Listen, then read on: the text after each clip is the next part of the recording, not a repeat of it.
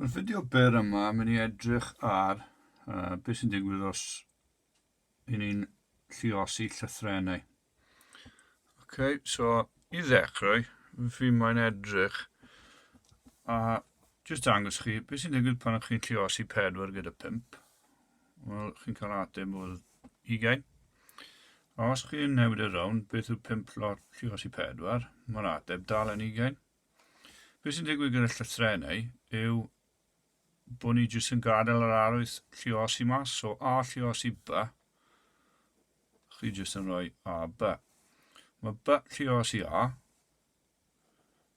yn gallu cael ei sgwennu fel B, A, ond fel arfer, i ni'n sgwennu pethau yn trefnywyddor. So fel arfer, tys y pobl yn ysgrifennu yr ateb i hwnna, B lluosi A yw A, B, ond maen nhw yn rhoi yr un atebion i chi. So yn dilyn hyn, mae 3 lluosi A yn 3A, ac mae A lluosi 3 yn 3A. Sylwch mae'r rif yn mynd cyn y llythyren. Os fi'n dilyn yr un patrwm,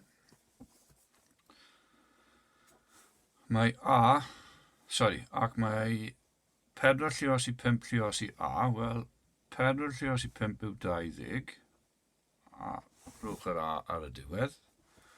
Mae yna 3 enghraifft fan hyn.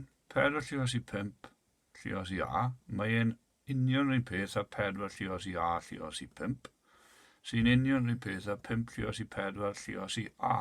So wrth luosi, does dim ots pa drefn y peth yn cael ei ysgrifennu. Chi wastad yn mynd i bennu gyda'r un ateb, sef yn yr achos yma, 20 A, fel wedi sy'n lan fan hyn.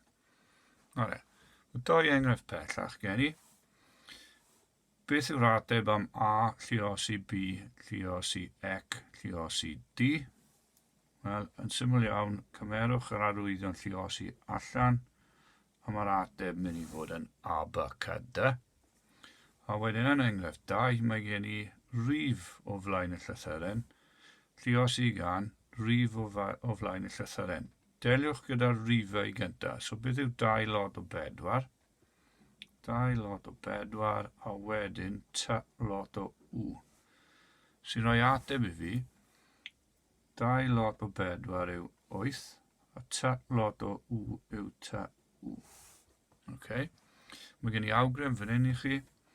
Wrth luosi rifau a llythrennau gwahanol, lluoswch y rifau i ddechrau ac yna delio gyda'r llythrennau. Dyna ni.